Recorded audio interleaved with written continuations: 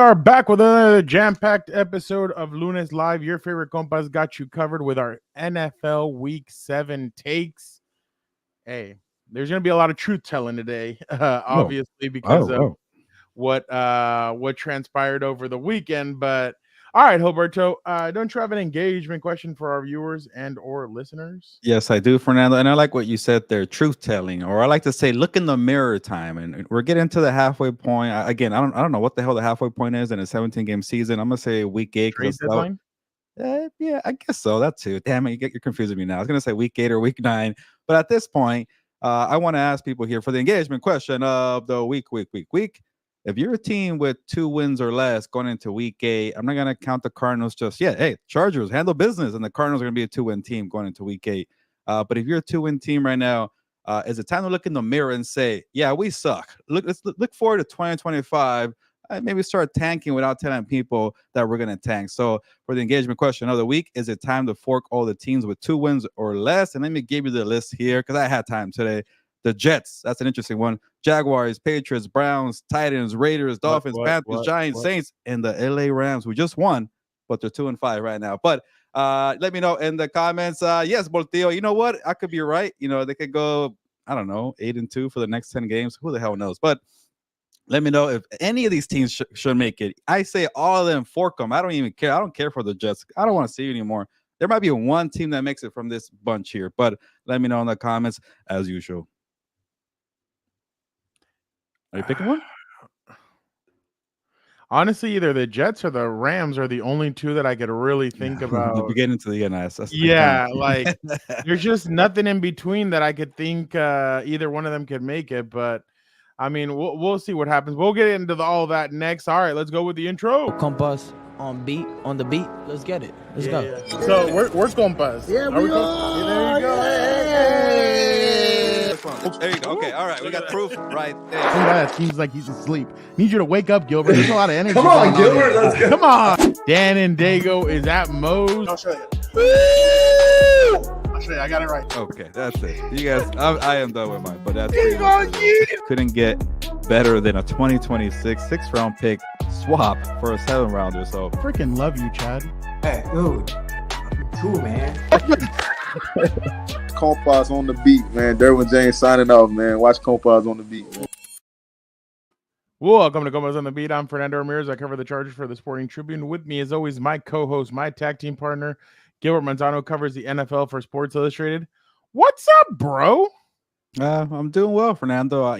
Me as a big-time baseball fan, I'm excited for the Dodgers to be in the World Series. I've been watching them closely since maybe October 1st. So, very committed, loyal to a LA fan base there. And, maybe some Lakers preseason. Nah, I'm not going to go that far. I really don't care. But, yeah, it's a good time in LA. Yeah, no. Did you see did you see the tweet that what is going to happen on Friday in LA? I saw it. All the traffic there for all the events. Lakers are playing John Bosco versus Mater Dei. Yeah. There's a game at SoFi Stadium for high school football. Game 1 of the World Series. There's a bunch of stuff going on in LA. So good luck, Gilbert, on Friday getting around. You seem more like a homebody anyway. Oh, so. Yeah, I avoid my car. I have to clean my car. You go to pumpkin patches. Well, that too. But I'm going to clean my car and get gas to go to SoFi Stadium for the first time this year on Thursday. Rams, Vikings. My Vikings who are not undefeated anymore. How about that? You are going. I will be there. I had to go see the Vikings, I might even go into their locker room and show my face there after how poorly I got it wrong on the projections for the Vikings. Is there any way both teams can lose the World Series? Oh, Gilberto, you know what we should have done for you? If I would have known you were going to the game, I would have printed out a shirt that said Gilberto Manzano 3-14 Vikings prediction, and you wear it in the locker room. If they would have gone 6-0 and I'm walking into SoFi and they're undefeated, I would have embarrassed myself. I would have said, Dan, come along with me. Let's do some man on the street interview. And Dan's going to ask people, who's this idiot that said you're going to be 3-14 and I just appear out of nowhere? That's me. That would have been content gold. But they're 5-1, so I know they were pretenders. Pretenders at 5-1. That is hilarious. Boltillo, yeah, you can ask a fantasy question. Gilberto will answer that. All right, Gilbert, real quick. Rams hold off the Raiders yesterday to to win. What was the? Hold on, let me. Oh, shoot. 20-15 against the 20 Raiders. to 15, a barn burner at 20-15. Aiden O'Connell has now gone on the IR for an injury. This game was pretty ugly. Again, no Puka Nacua, no Cooper Kupp, but Matthew Stafford, 14 of 23, 154, one interception. Kyron Williams, 21 carries, 76 yards, 2 touchdowns. On the other side, Gardner Minshew threw 3 picks. It just is the only bright spot of the Raiders has been Brock Bowers, 10 catches, 93 yards. Yeah. Gilbert, just what did you since this is important, Gilbert, I'm down 15 points. He has Dobbins and Justin Tucker. I have Murray, Connor, and MHJ. Marvin Harrison Jr. Oh, he's gonna play it actually. Down 15 points. Dobbins, who I actually need Dobbins to help me out tonight. Tucker, he's been okay. But James, so you got Murray, Kyler Murray against that Chargers defense. James Conner, you should know this, both. They're playing the Chargers defense here, so I'm gonna say it's not looking good for you. Also, because I have a vendetta against you. You've been very mean to me in the comments. How about that? The thing is, too, Eric Williams told us on last Thursday that the Cardinals have a bunch of injuries to their defensive line and pass rushers, and he thinks Dobbins is going to have a huge night. So yeah, and Boltillo, it's looking a little rough. Yeah, 3 Cardinals there. I thought I was a Cardinals supporter here. For real. Gilbert, Dobbins higher or lower than 80? This isn't Thursdays with Gilberto. Well, after what you just said, Fernando, I'm gonna go over. How about that for the comeback player of the year? I think he qualifies, right? I know Sam Darnold apparently does not qualify for the new rules, which I hate. Not. I hate the new rules, by the way. And yeah, he's going up against backup corners, but Jesse Minter and that is true, but Jesse Minter will probably throw something that way. All right. Speaking about the Rams, Delbert says on the little the ye of little faith. Of course, we'll make the playoffs, run to the division. I have the Vikings in the preseason pick. Someone had the Cards. Oh, yeah. So Gilbert, what did yesterday tell you about either team? Did it tell you more about the Rams winning the game, or did it tell you more about how bad the Raiders are moving forward? Yeah, this game is perfect for the engagement question where I asked, should we fork the teams or have 2 wins or less? And they seem like 2 teams going in opposite direction. And I know they have the same record, but I know Antonio Pierce got asked today, are they tanking? Because it sure looks like it. That's a terrible offense. The defense is not doing well. It's time for Shadur Sanders. Max Crosby is still playing hard, but other than that, what the hell do they really have there? So see you later, fork them. With the Rams, it gets a little interesting because they needed to win. They got it. I know it seems a little silly because they are 2-5 like the Raiders, but this is why I give the Rams a little more hope. The NFC West, Fernando, you're going to get to it in a bit. It's not a good division. It might be the worst in the NFC. Like, what the heck happened to this division here? I think the South is better, the East is better, and definitely the NFC North is better. So maybe you could win 9 games, 9-8, maybe. I shouldn't go this far, 8-9, but somewhere around that range. You can maybe win the division and maybe be bounced out in the first round. They just don't seem like it's not a good team there. And maybe the Seahawks could go 0-2 against the 49ers and win that division still because, they're a mess right now. But now you get the Vikings on a short week, but you get them at home. You never know what happens on a short week. They had a lot of energy and they lost that game to the Lions. So it kind of took a lot of air out of them, those Vikings who I'm so negative about. So maybe they steal that one. I even me saying that doesn't sound, that convincing. But if they do, they have a lot of hope here for the LA Rams there. But other than that, you just kind of bought yourself another week, another maybe 2 weeks. Other than that, I really don't know what to expect for the Rams until Puka and Cooper Kupp come back. That's the thing. When are they going to come back? That's going to be the interesting part about which team is going to, or when both of those guys are going to come back, because they're going to need them. I'll say this says more about the Rams. The Rams have been in these tough fights. The Raiders are just awful, but I think Jorge, I had the Chargers winning tonight. But don't ask me. Yeah, no. I kind of feel like the Rams may be able to save their season, but the problem is that there's a lot of unknowns. Like with Puka and Cooper coming back, are they going to be the same? I mean, what do you got? You got the like you said, short week. Then they go to the Seahawks, and the Dolphins come in, and they go to the Patriots, and then the Eagles are here, and then they go to New Orleans. That's actually not bad. They may be able to save their season, like Delbert said. That's not an. I mean, I personally think they'll lose on Thursday, but then at Seahawks, then Dolphins come here, then Winnable. at Patriots. What? Both of those games are winnable. By the way, Fernando, that Dolphins game, I think it's either a Monday night game or a Sunday night football game. I can't remember what it is, but it has to be flexed out, right? You know, I know Tua might come back, but I don't want to see Dolphins Rams in prime time. No offense, fans of House of Horns. Keep watching. Well, and not just that. Then a couple of weeks later, they play the Eagles. Come here for a night game as well. Is it? I don't know if it's a primetime game. Maybe I overlooked. No, it is. Eagles at Rams is on the 24th. The 24th is a Sunday night football. Oh, really? The 11th is Monday night football. So yeah, the Dolphins game is the 11th, the Monday night football. Okay. Yeah, that's a Monday night football. That's the one I think I was eyeing because it was a Monday night, not a Sunday. So yeah, if Tua comes back, maybe the broadcasters want to have a whole breakdown of why he should play or not play and bring in the specialist for the concussions and talk about it for an hour because it seems like they all care about that. But other than that, like you mentioned, it's a doable schedule to maybe save your season. Even if you lose to the Vikings, I think, you know, winning those two games, Seattle and Miami, could definitely save your year. Yeah. No, I completely agree. But I just wonder what's going to happen moving forward with the Rams. Like I said, if those guys come back, the defense still is a little bit of a roller coaster, but they're taking the ball away, so that's great for them. They were better, but it was a Raiders offense. You can't take away too much. Yeah, no, that's why I'm saying like it is going to be a struggle. But I mean, if they can do well against Tua, if they do well against the Vikings, then wow. But I still, for some reason, believe that the Vikings are. I think Cam Akers is going to have a big game on Thursday. Oh yeah, a little revenge game.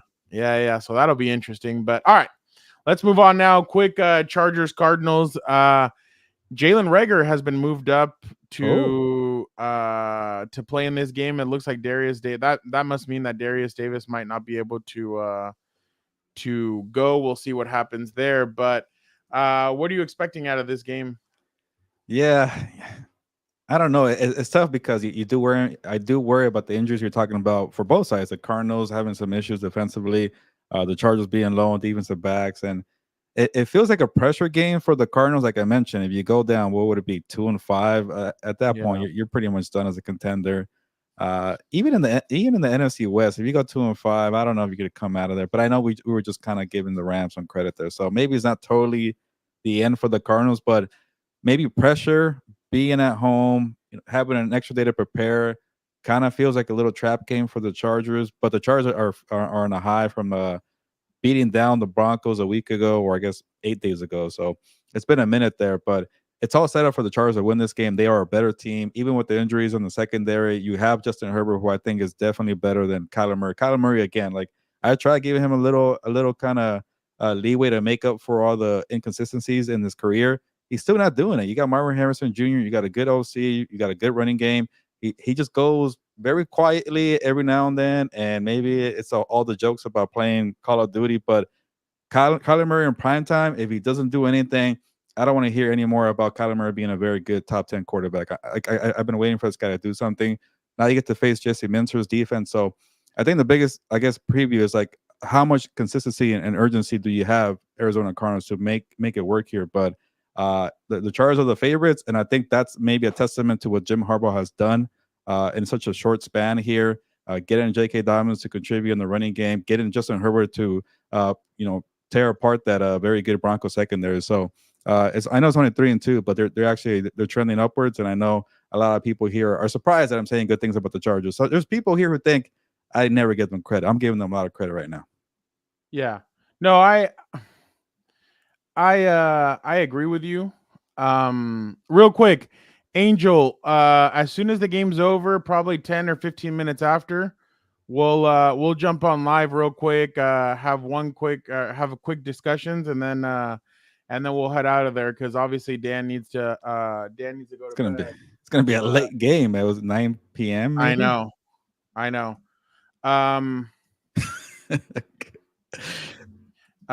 My bad. I'm sorry. Little Daniel is like hounding me about wanting to use my ESPN Plus tonight. And Yeah, I'm like, do people no, have your I ESPN Plus already? he just got my shit, my account freaking. We noticed suspicious login to your account. So you got the email coming in. Yeah. So I'm like, mother. So hey, be nice, Jesus. What's wrong with you Yeah, guys? people are fighting here, man. Yeah. But you know what's funny, real quick, Fernando? Yeah. My ESPN Plus plan expires in November on November 1st. Yeah, exactly. Can you use my ESPN Plus? And I started thinking, like, what the hell do I even use this for? Like, I have other ways to watch things on ESPN Plus, and I canceled it in October. I used it twice now. I'm about to use it twice. B2B and Bibble fight on ESPN Plus, and then now the Cardinals and the Chargers. But after that, what the hell am I looking for that? So I'm gonna cancel. See you later. They have nothing good on there. Am I wrong? Well, no, yeah, they do Real Madrid soccer, so Okay, I do watch that. Okay, for yeah, me, I I don't care. But what I'm Angel knows how it goes. Keep it PG right now, and then keep it rated R after the game. So that's 9 p.m. That's Get that a theater, man. Always showing in love. Oh, I appreciate it, Theo. Thank you so much. After tonight, Jesse, stop it, please. You killing? Oh, I don't know. All right. So these guys really want. By the way, I know in LA they're gonna show it locally, but I think in in San Diego they need to show it local. I'm hoping that they do. I haven't seen anything about them showing it locally either. Voltillo over here all mad. He's probably a Barca fan. Or Man Shitty. But I wonder if they're gonna show it down here locally. I'd heard they would, but I haven't seen anything yet of it. I'm hoping they do. But yeah, I'm gonna have to log into ESPN Plus, I guess, to watch it. So that's kind of a pain in the ass. Like, why? I only have it on my phone, to be honest. I don't even have it on any of my TVs. I should. Jorge, jeez. Oh, you know what's funny? Athir did said he did say on What's Up Bolts last week that he would send you $5,000 when the Chargers win the Super Bowl next year in San Jose.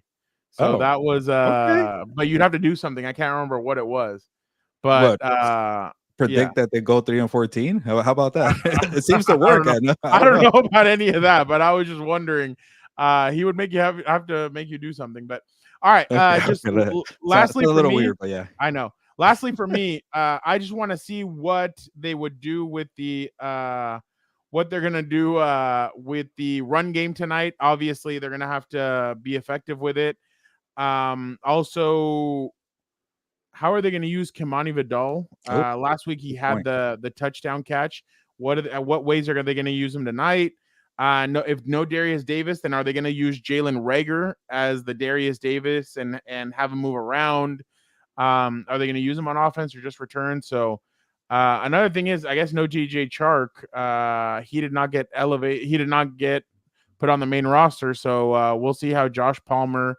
No Quentin Johnston. How are the receivers going to be able to cope tonight? That'll be interesting. Brendan, fans keep like What's Up Bolts literally for weeks has been clamoring for Brendan Rice and Kimani Vidal. They now got Kimani Vidal. Now everybody's banging the damn table for Brendan Rice. So yeah, we'll see if I know. I'm like, I get it. He has the same last name. He has the same genes, but just relax a little bit. Like, wait to see. There's a reason why he's not playing. So yeah, I don't know. It's interesting. All right, let's move on. Gilbert, let us go to our week 7 takeaways. Gilbert, do you want to go first or do you want me to go first? All right, I'll go first because I'm gonna annoy people with this one. And good thing your brother's not here. But you know, I wrote about this today, and the Chiefs are 6-0, and they're the last undefeated team in the NFL. I know we're tired of them always winning. We're tired of them being in the driver's seat. We're tired of them winning the AFC West. We're tired of them dominating the AFC playoffs. And I know a lot of people like to complain about the referees and the Chiefs catching a bunch of breaks. I don't think that happened in this game. The 49ers look terrible. You're going to get to them in a bit. But I want to blame NFL teams for creating the dynasty for the Chiefs here. I think there's three big pieces. Obviously, a lot of players are on the team that are very good. Chris Jones, Travis Kelce. But the Mahomes being one, Andy Reid being the other, and then Steve Spagnuolo being the other. Why can't a team hire this guy to be the head coach? Are we still not over the Rams stint where he was terrible? We got some Rams fans here who go way back to St. Louis days, or we're watching, I think, a little bit. Was he that bad, Spagnuolo, where people don't want to touch this guy here with a 10-foot pole. If you hire the guy, he's not coaching defense for the Chiefs here. That's the reason why they're 6-0. That's the reason why they keep winning Super Bowls, because his defense is very good and the offense is pretty mediocre. Like, they're lucky that Mahomes been healthy, but you got Kareem Hunt, Noah Gray making catches for them. So yeah, very terrible for them. Thank you, Jorge. Let me know. Are the teams are the ones screwing it over for you Chargers fans because they don't hire Spagnuolo? Like back-to-back Super Bowl, 6-0. They're probably going to win a third here because nobody wants to hire the guy. What am I missing here? But they don't want to hire him. What are teams afraid of? He has some guy, I forgot, Jaden Hicks and some other rookies got 2 interceptions on Brock Purdy. I've never heard of these freaking guys. He's making players from the 5th, 6th, 7th round good. He's plugging and playing guys here. So anybody else, Raiders, Patriots, Jaguars, can you hire Steve Spagnuolo and get them the hell out of freaking Kansas City? Even I'm tired here. So, I think I want to start blaming the people who don't want to hire Spagnuolo. I don't know why. 4 Super Bowls is a DC, and that is the end of my rant. And if one more point. If the Chiefs defense was allowing 30 points per game or whatever the hell the Bengals DC is doing over there, they would not be 6-0. Mahomes cannot keep that up with that terrible offense there. So, they were getting bailed out, and I think the league has a blame there for not hiring Spagnuolo. I'm done. Sorry. No, I'm with you.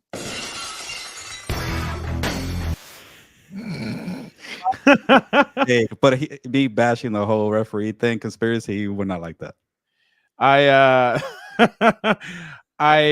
agree with you. I was telling that to Dan the other day. I was like, I don't get why nobody has hired him yet. Like, see, I mean, are they going based off of what happened in the past? Like, that's completely different than what you see today. So, by the way, real quick, did you see Eric Williams on What's Up Bolts or no? I watched the first part, and your brother was just giving Eric a hard time about the bet, but yeah.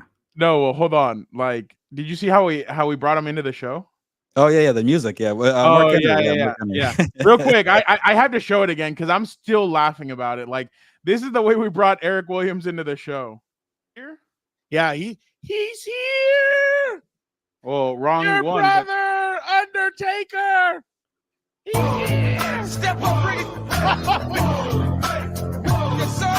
Somebody go get that. Eric's face. Somebody go get that wig split. You never watched Eric G. Williams is in the house. He's probably like, what the hell's going on? How y'all doing? I never had walk-up music, so I feel blessed right now. He feels blessed. I was like, that's Russell Wilson style. I know. So it was definitely a lot of fun to have Eric on. We appreciate him jumping on. Real quick, inactives for tonight: Quentin Johnston, Easton Stick is the emergency third quarterback, Darius Davis, Brendan Jaimes, Jordan McFadden, Hayden Hurst, and Joey Bosa are all inactive tonight. So definitely something to keep an eye out on. Oh, there it is. Spam. For those all right. There you go. Freaking Athir comes in and talks about NFL something, and then they jump in and they start throwing that in there. So these guys are getting paid. Yeah, so the intro was hilarious. Like, Eric was just like on one, so it was funny. All right. My thoughts are the 49ers are done. The 49ers are done. Oh, Athir, there you go, Athir. Thank you. Herbert 300 We can pay for ESPN Plus now. Oh, there you go. Yeah, no, it's $11.99 now. For a month? I remember when it was $5.99 a month. Oh, bro, hell, it was $3.99 when they first started. Yeah, no. That's why I got rid of it. Sorry, ESPN Plus. So now I have to go and change my password for ESPN Plus. Freaking little Daniel pain in the ass.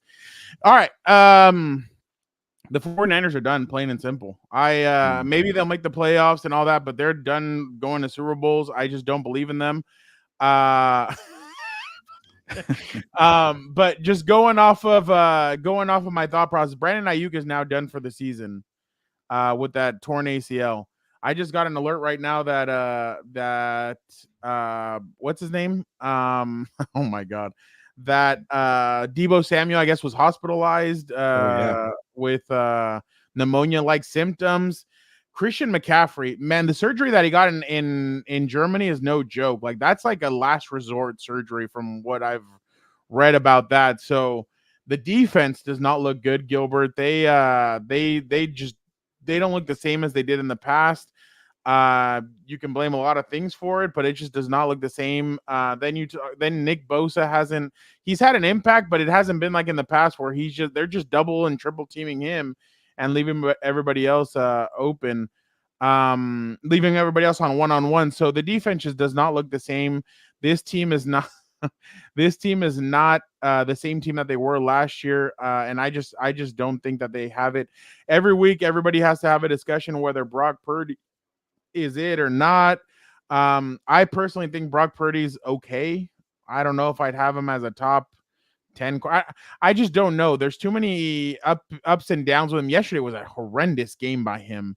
I thought like that interception that he threw in the end zone, that was a terrible, like, where was he going with that? So yeah, by the way, Dan and Dago will have his thoughts tomorrow night. Send me the new password. Shut up. So it's gonna be it's gonna be interesting to see what Brock Purdy's okay, Jorge. He's not. Everything has to go right for him to be great, and that's just not what you're looking for from your quarterback. Yeah, Dan. No. It was my cousin, but Dan does have some thoughts about this tomorrow night. So make sure you guys check that out. All right, that was it for me. I don't know what you think, but I just don't think that the 49ers have I'm with you. But the way I even think about, like, you're right. They might make the playoffs because they're in a crappy division. They'll probably beat the Seahawks again and probably steal that division in the final week of the regular season. But you have to go through the Packers, the Lions, the Vikings, the Buccaneers. Even the Commanders are better. I think maybe even the Eagles are better. There's probably 5 teams that are better than the 49ers. So, yeah, I think the Super Bowl run is probably over. Bad defense. You got a bunch of injuries. No Brandon Ayuk. Juwan Jennings dealing with an injury. Deebo Samuel's having pneumonia or whatever the heck it is. And you're right. Brock Purdy was terrible against the Vikings, was terrible against the Chiefs. So when he faces a tough defense, which you might have to with the Chicago Bears, I know I'm just going to list all the teams with good defenses. I know I'm going to piss you off. Packers, Vikings. The Lions are showing improvement, but Buccaneers have a solid defense. Ryan Branch is fantastic. Yeah, he is going to save that defense there because he really stepped up to make plays without Aiden Hutchinson. But they're the 5th, 6th best team in the NFC alone. So I am with you, Fernando. I think I'm done with the 49ers too. Yeah. MN says Chargers 33, Cardinals 17. Mark says Chiefs get the worst version of the Niners. Typical. Jorge says that's cool and all, Gilbert, but where's our boy Dan? I told you guys he's a diva. After the game, Dan and I will be on to talk about the game, so make sure you guys tune in. No, I do not think you guys will get the version of Dan that you guys got after the Chiefs lost. Like that was a little much, so you won't get that version. But no, Boltillo, Rice is active tonight, so he is active. I don't know if he'll play, but he's active. I was gonna say over under on 3 snaps for the guy or no? I'll special teams maybe. Does he even play special teams? I'll take the over. Okay. All right. Gilbert, the Lions edge out the Vikings 31-29. Jared Goff has been on fire. I think I heard on Rich Eisen's show, he is the only quarterback in the modern era that has started 10 for 10 or more in 3 games in one NFL season. So that's incredible by him.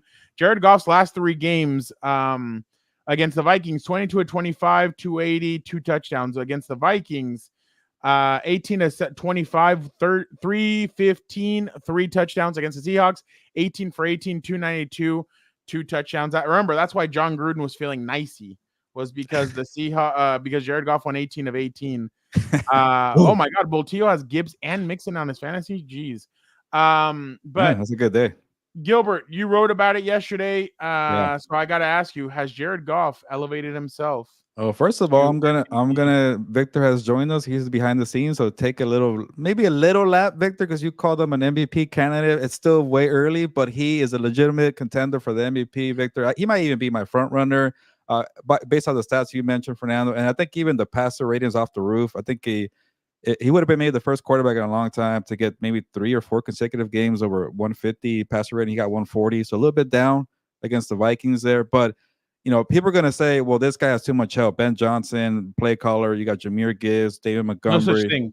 Yeah, no such thing as having too much help. But the way, like, everything was kind of going the Vikings' way to win games this season. They were down 10-0. Special teams blew it on the 4th down. I forget it. Some other miscues occurred. I'm like, oh, it's becoming a Brian Flores game. And then they scored 3 touchdown drives in the second quarter. So he scored in a hurry.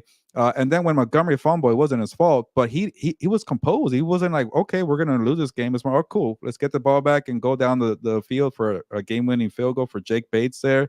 So very composed, making all the right reads. Like Flores was still throwing a bunch of pressure on him, and he never flinched. Okay, I'm on route right there. Here you go, pass. Even guys like Tim Patrick and who else am I forgetting? Is it Reynolds, I think? So a lot of these guys are all stepping up for him. So he has the stats, quality victories, game-winning drives. So he's doing it right now. And even you, Fernando, who's been very critical of Jared Goff, for you just come around and say this guy's playing well. If you're still doubting the guy, I don't know what else he could do. I guess win the Super Bowl. But every year he's gone to Detroit, he's gotten better. The first year was rough. Second year better. Third year was amazing. Now he's playing better in this 4th year. So yeah, I'm in with Jared Goff, being the MVP favorite right now. It's still very early for the race here, but that was a big time victory without Aiden Hutchinson. The Vikings being at home, the Vikings getting a bye week, the Vikings coming back on the Urban Pace Jr. scoop and score touchdown. So it was all set up for the Lions, and they come out and they win it. So this is why I'm gonna be a little hater right here. This is kind of the last thing I wanted to see with the Vikings, be in a slugfest, play from behind. Can you rally? And for the most part, they did it. They answered a lot of question marks for me that I had with Sam Darnold. So I still think it's the Lions division, obviously, because they won. But I think the Vikings in a loss showed me a whole bunch where I'm starting to take them a little more seriously than I had before, where I'm playing into the bit here where I didn't believe in them. But now I think they're probably, I would not be surprised, Fernando, to kind of end my point here. If we see a rematch in this, they will play each other again, but in the NFC title game or somehow, some way. I know it was going to be 1-5 seeding there, but somehow they'll play each other in the playoffs, and it was going to be a great game. Hawkinson still is coming back for the Vikings, so that'll definitely help those guys out a lot. Gilberto, this is important. Angel's asking you, Ladd or Harrison Jr. tonight for flex? Obviously, the bigger name is Marvin Harrison Jr. He has done crap. He's coming out of a concussion. I'm very worried, but I'm still going to go Marvin Harrison Jr. here. But Ladd McConkey, I think, you know the stats very well, Fernando. Whenever he's getting targets and catches, maybe 5 or 6, and he's very involved, the Chargers tend to win the game. So he's heavily involved. I think they know that, but I still want to ride him, Marvin Harrison Jr., even though I benched him this week. I couldn't wait for the injury report. All right. I'm impressed with Jared Goff. I'm just wondering if that defense is going to be able to hold up the rest of the way forward. That's my biggest question mark about them. By the way, Ben Johnson is my Eagles pick for head coach next. You still think Nick Sirianni's out? He just beat down those Giants, man. I know it's the Giants, but yeah. No, I feel like at the end of the day, they're going to see that it's been too much of this. And I mean, unless they win the division, because all of a sudden Jaden Daniels is kind of with the injury. If we do not get Jaden Daniels against Caleb Williams, I'm going to be pissed. And that's what it's looking like right now. So we'll see what happens there. By the way, did you see his mom breaking news? She's like, he's fine. He's fine. So I'm sure people were relieved to see that. And then he was on the sideline too, smiling. Yeah. So we'll see what happens there. But I really 3.5. I say 3. I know Victor has 4, but what do you have, Fernando? I'll have 3. But for my sake, I want it to be the Bears because I picked them, but I don't see more than 3. Yeah, I'll say the 3. Ben Johnson was getting criticized at the beginning of the season. They're like, oh, maybe he's lost all of his gusts and all of his this and all of his that. They're still going strong. They're doing well. So there's no way you can say that. And then on top of that, maybe they're starting. Jamar Gibbs is starting to figure it out. 15 carries, 116, 2 touchdowns. Obviously, you said Montgomery had the fumble, but yesterday when he targeted Amon-Ra St. Brown, 8 for 8, 112, 1 touchdown. That's very impressive. When you look at that. So definitely very impressed by the Lions. The Vikings still impressed me. I thought they had some good sequences yesterday. I just obviously they had a chance at the end, and Sam Darnold unfortunately took a sack instead of just heaving it into the end zone. By the way, that was a good call. Usually they only let 2 pass rushers go, or they'll do 3. And I think the Lions threw 4 at them. So that was pretty impressive to see. So very impressed by them. We'll see what happens moving forward. But the Lions right now are at the top of the NFC. I think they're the ones kind of ruling the NFC, and they have a lot of work to do. But still, no Aiden Hutchinson is going to be rough. They could still make a trade, but obviously, maybe I got a sense here for what you think for this question. But you think they're the best team overall in football? See, the only reason why I would say yes, the only reason why I would say no is because Kansas City, until they get knocked off, I won't believe it. But I have not liked what I've seen from Kansas City this year. Like Mahomes has more, I think, interceptions than touchdowns. If the last time I saw that was true. Well, this is kind of how I got people to rage click into my story yesterday, because if you're gonna go off of like most valuable player, like very important, like you would not be 6-0 without Patrick Mahomes. So I think for him to be 6-0 and do what he's doing with Noah Gray and Kareem Hunt and Juju Smith-Schuster, I think that for me, I put him in the MVP conversation, not ahead of Jared Goff. Hell no. But people got mad because I said, hey, because if you go most valuable, Mahomes is doing it, and if you put Mahomes with the Lions, he will be doing probably maybe better than that. But they're both MVP candidates for different reasons. But everybody got pissed off for that. I'm like, okay, hopefully they clicked on the story and people are happy with my views there. But I wasn't trying to reach that hard. But people. Oh, there was somebody in my household that was pissed off about that. No, I can't put the Ravens on there. The Ravens haven't really. Who have they really beaten that you could be like, oh look, lost to the Chiefs. Yeah. So, but that's what I'm saying. I would say no because the Chiefs are still the Chiefs, but I would say yes. The Lions maybe are the best team just because their offense is just so creative and they have multiple ways to beat you. And I still don't believe that they're done. I feel like they will be. People will always be Gilberto. It doesn't matter what you say. People will always be mad. That's true. Yeah. That's a good thing, though, Jorge, if we're really thinking about it. It's like wrestling. You got to ask one kind of reaction, either good or bad. Are you booing That's me? why Dan calls him Gilberto. But I would say either Lions or Chiefs is a toss-up, but I think those are the two. And there's a little bit of a gap, and then there's about 6 teams right behind them, I think, that are right in there. And the Ravens are in that, but they're not in one of the best teams. I'm wondering what if Derrick Henry goes down, what is this offense going to turn into? Derrick Henry towards the end of seasons, like it's like a stock, like it starts kind of going down towards the end of the season. He might be MVP too in the top 5, I feel like. Top 5. You think it might, Derrick Henry is an MVP candidate, more than Jackson. I think he should be. I mean, people are saying, Lamar might go back to back. I don't think so. No, they're better offensively with Derrick Henry. Yeah. Because of Derrick Henry. Yeah, exactly. But if you're the Cowboys, you have to be kicking yourselves. Like, why didn't we just pay $8 or $9 million to get him? Yeah. I still believe that the Chargers should have signed him, even though Saquon, Josh Jacobs. Well, no. Saquon was like what, $12 million? I agree with Derrick Henry is more of the Charger style of running back. Yeah, you're right. Obviously, than him, but I'm just saying, all these running backs are doing well from the free agency. The Packers are number one, number two. That might be a little bit of a reach. By the way, he's a Charger, probably the only team that have the formula to beat the Chiefs. Well, they had him and they lost. They did. That'll be interesting. Dan was telling. So Eric was telling. That's Burner, by the way, Ryan. Just kidding, Ryan. Oh.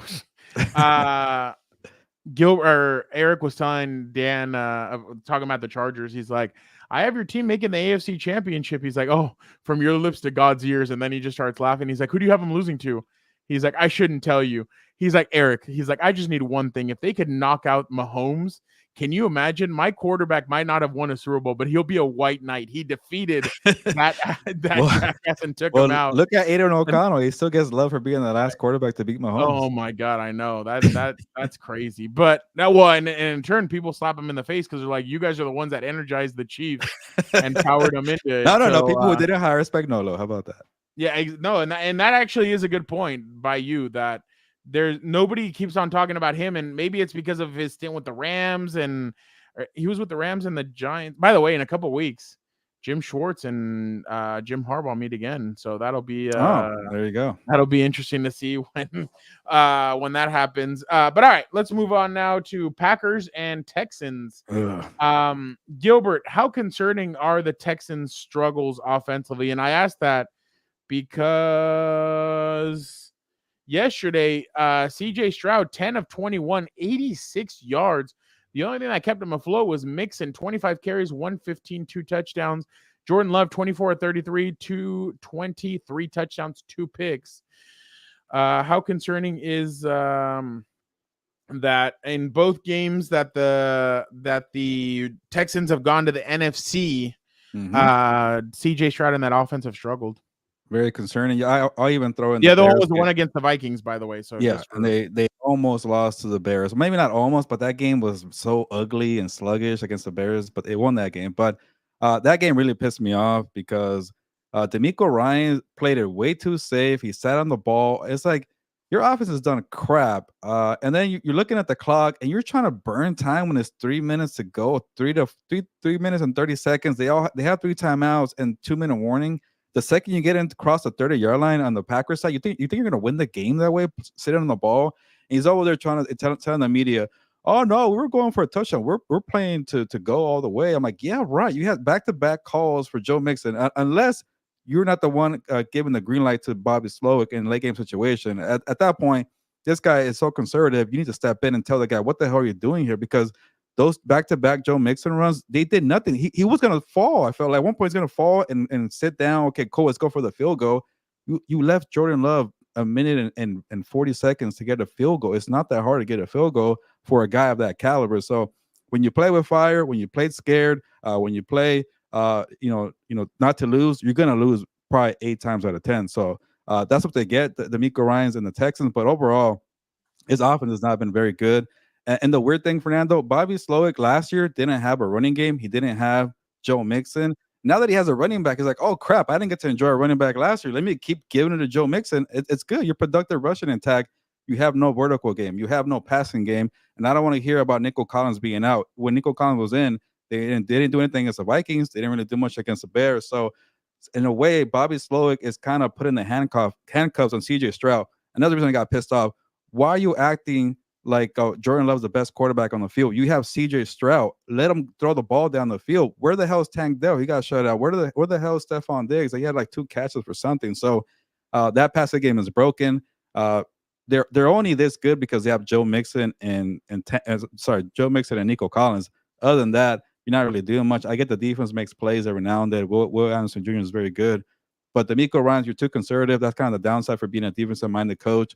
And step in with Bobby Slowick. Like, what are you doing running the football, 70% of the time when you have CJ Stroud? So, yes, I'm very concerned. And like you mentioned, Fernando, I wanted to put the Texans in the tier with the Chiefs and the Ravens. But it's maybe the Chiefs by himself, Ravens by himself, and then the Texans and the Bills are somewhere tied there after that. But this offense is broken right now. I'm worried about them. And real quick on the Packers side, Fernando, if you're doing like power rankings overall, like they might be a top 5 team. Like they have a very good defense, a very good offense. But the one thing that scares me about that team is a reason why I think they're so good. Jordan Love is so damn good, but he has a turnover problem. He makes so many damn mistakes where he had two interceptions, by the way. They would have got blown out yesterday, the Texans, that is, if it wasn't for 16 points off of turnovers, 2 of them being a Love interception. So if he figures that out, they're going to be for sure a real threat. But that's the end of my Texans rant. I agree with you. I'm very concerned about the Texans. I just don't feel like they I don't feel like the Texans I feel like they can beat up on the weaker teams, but it's Jordan Love is a YOLO quarterback. But I just don't like them going up against the top teams. I feel like they still have some growing to do. Yeah. And that's kind of my questions when it comes to the Texans. It's when they go up against these big time teams. The Colts are right there, and the Colts I think are making a mistake going with AR5 instead of Joe Flacco.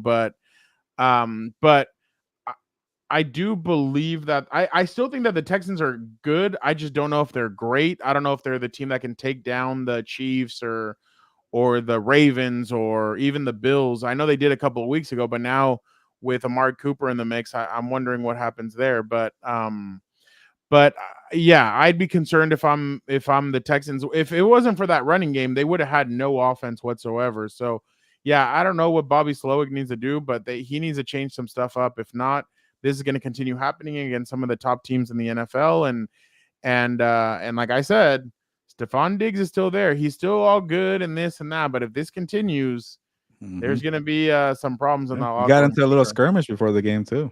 I did notice that. I don't know what all that was about, but did they say what it was about?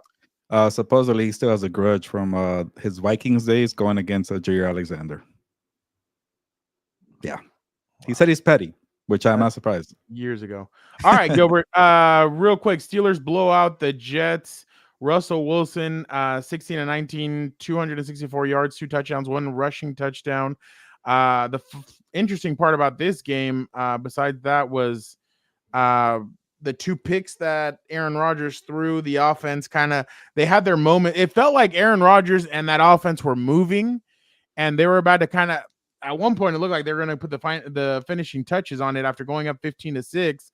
And then, what's his name? Aaron Rodgers threw. He had, I couldn't believe it. He had Devontae Adams wide open on the other side. He decides to throw it, and Bishop, the rookie, Bishop, the rookie, intercepts him. And that kind of gave these guys life, because then Pickens scored a touchdown, and then it was all downhill from there. But Gilbert, what did you make of that game? And are you sticking a fork in the Jets? And do you think Russell Wilson will continue to evolve? For one for sure answer, I think the Jets are done. I don't want to see any more of them. Put a fork in them. And then with the Russell Wilson thing, I want to see a couple more games before I start believing it. I think it's just one game where, obviously you're playing a desperate Jets team that has no offensive line. You have an old quarterback, so it's all set up for TJ Watt to dominate the O line. You're in Pittsburgh, but I kind of want to focus more on Mike Tomlin to take a victory lap. And this guy, he has so many funny moments. One of my favorite moments when there's like a fan saying, "Hey, Mike Tomlin, will you sign my autograph?" He's like, "I'm working here." So this guy does not care about people's opinion. He doesn't care about fans. So for him, all week, people saying you're making the wrong move. Seeing reports where, my colleague Albert Breer said that people in the Steelers organization said they might be making a bad move here. And nobody gave Mike Tomlin the benefit of doubt. So for him to get this right here, and then when Brandon Marshall went to the presser and said, "Hey, what did you think about this bold decision?" He's like, "Well, that's why they pay me, or that's why I'm well compensated." He was feeling himself after a whole week of criticism there. So that was good for Mike Tomlin, and I'll give him a little more credit. Again, I don't know if it's going to work out in the end, but when your team is doing nothing offensively, very conservative, slow approach, running the football with the best running back as a quarterback, as Dan likes to call him, Justin Fields, yeah, you're 4-2, but what the hell is that going to do for you when you get to the playoffs? You're probably going to score 18 to 19 points, get bounced in the first round, go back to mediocre land, see you later. So he's at least trying to fix that. And Russell Wilson, I don't know if he's trying to be Jordan Love and throw YOLO passes, but he was throwing to George Pickens and giving the guy an opportunity to make a play. They're 50-50 balls. That's what he did in Seattle, and it worked for one day against the Jets there, who made a mistake there, going all in for Aaron Rodgers. But for one day, it worked out. Russell Wilson opened that passing attack. You weren't this sluggish offense. So I'm glad that Mike Tomlin is taking a victory lap. He's a confident coach. I love it. He does not care about people's opinions. We do not care. One of my other favorite Mike Tomlin phrases there. So that's why he gets paid the big bucks. And I like more coaches like that who do not care about social media, public perception, what people are saying. I'm gonna do what's best for the team, because I'm the one making a bunch of money here. Yeah, no, I completely agree. I don't know if it'll work out in the long run, but for right now, it's good. I felt bad for Justin because they kept on panning over to him on the ESPN or the NBC. They kept on looking at him anytime Russell would do anything. Steeler fans were not happy, though. They were booing Russell every chance they got at the beginning of the game. Russell, I felt like I felt like that interception kind of gave Russell life, and he kind of settled in. I know he had a pass down the field to George Pickens. He had that touchdown. So we'll see what happens, because with Denver, it kind of started off nice too, and then it kind of unraveled. So we'll see what happens there. But I think he's not even done either, Mike Tomlin, to make a choice. I think they play the Giants. Russell will probably look good, and then in the bye week, he's going to assess. I feel like, because you mentioned it, that schedule is very difficult. So if this guy's keeping a true competition, which I do respect if he does that, we'll see who comes out of that quarterback battle in November. That's kind of wild to say. Yeah, no, I definitely agree. I'm wondering how this is around the team, like how do players feel? Because they won last night, but how do some players feel about that happening to Justin Pickens Fields? is happy, I'll tell you that. Oh, I know. Yeah, exactly. So just wondering what's going to happen moving forward. We'll see what happens down the line, but yeah, you're right. Their defense is good. Their offense is still a little bit sluggish. I wouldn't be surprised if they didn't add a receiver coming up pretty soon. Mike Williams. Mike Williams. I don't think they want Deontay Johnson back. By the way, he's kind of my pick to go to the Chiefs. If the Chiefs make a move, I think it's going to be for him. Because that kind of feels like the only wide receiver. And real quick, I don't think the Jets would trade Mike Williams to the Chargers or the Steelers, because you look at the standings. Yeah. They're all kind of neck and neck for the wild card. So but if the Chargers win tonight, they kind of put themselves 2 games above the Jets. So I don't know. They're not gonna give up on trying to make the playoffs. I don't know, but yeah. Maybe the Chargers will get Deontay Johnson. That's what I mean. That was kind of the angle that I was going with. I think you would take a rental, but sometimes, I mean, if soccer's taught me anything, sometimes you have to buy a player to keep a player away from another team. And I mean, if you're able to get Deontay Johnson and you keep him away from the Chiefs, that's kind of a plus for you. So that's kind of my thought process when it comes to that. But yeah, the Jets, I don't want to give up on them yet, but it's looking pretty bad because even their defense is not very good. Like, their defense giving up big plays. They have injuries all around their defense. Yeah, I know that they just got Hassan Reddick back. He's going to be back for next week, but a little too late there, buddy. Yeah, if he would have been in for this game, then I would have been like, okay, I would have changed my mind. But maybe it's like that Melvin Gordon a little too late.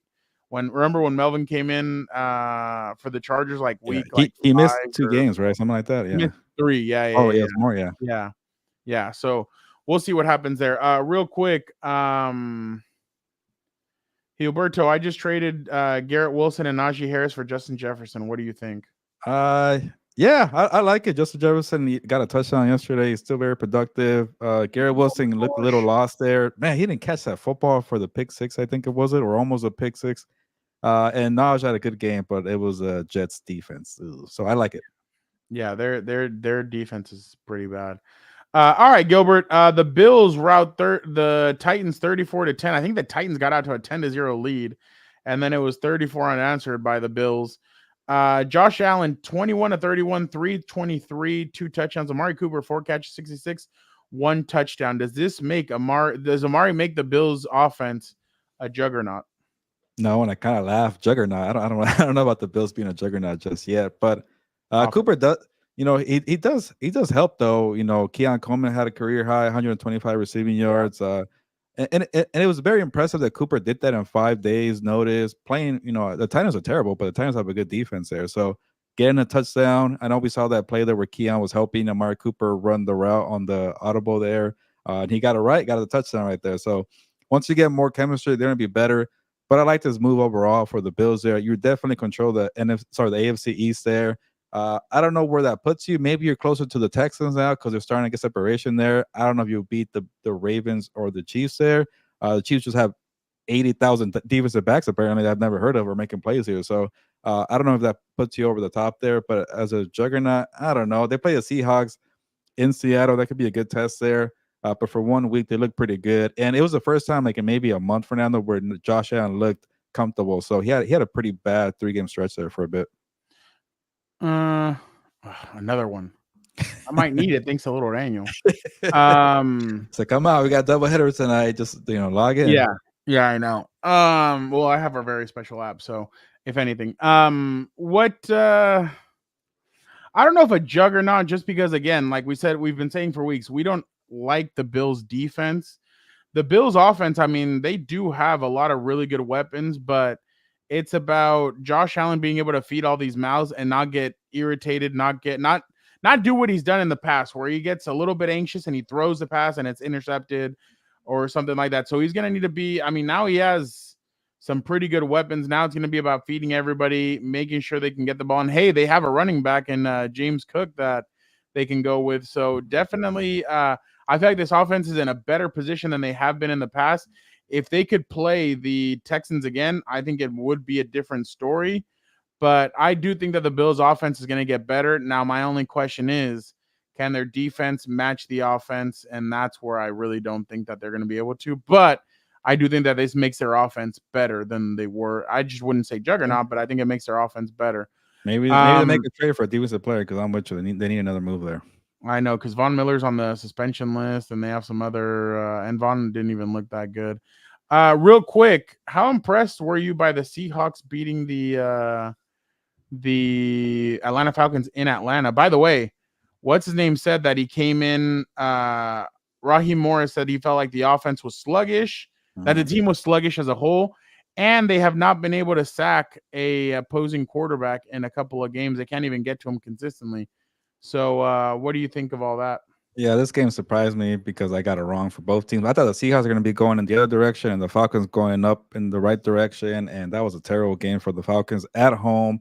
I thought the Seahawks were dead in the water, but they got some healthy bodies back defensively, and that shows how good of a coach Mike McDonald is with some good players on the team there. So, Geno Smith was so. DK Metcalf avoided an injury, but he was very productive in that game. Kenneth Walker has been very dynamic, but I think they put a lot of pressure on Kirk Cousins, who went back to the old ways. Stupid. Yeah, he couldn't figure it out. Mike McDonald's defense, 2 interceptions too. So that was a big time get right game. I thought this team was going to be like maybe an 8 or 9 win team, mediocre, and I don't really care for teams that are in the borderline of the mediocre land.